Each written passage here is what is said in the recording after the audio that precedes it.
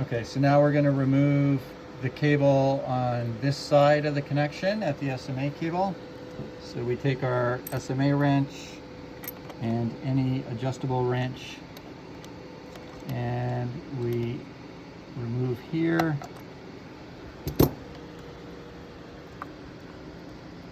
And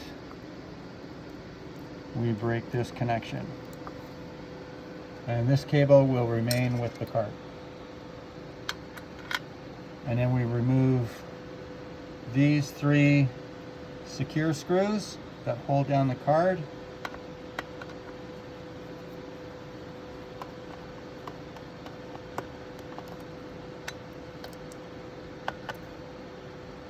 There's 3 of them.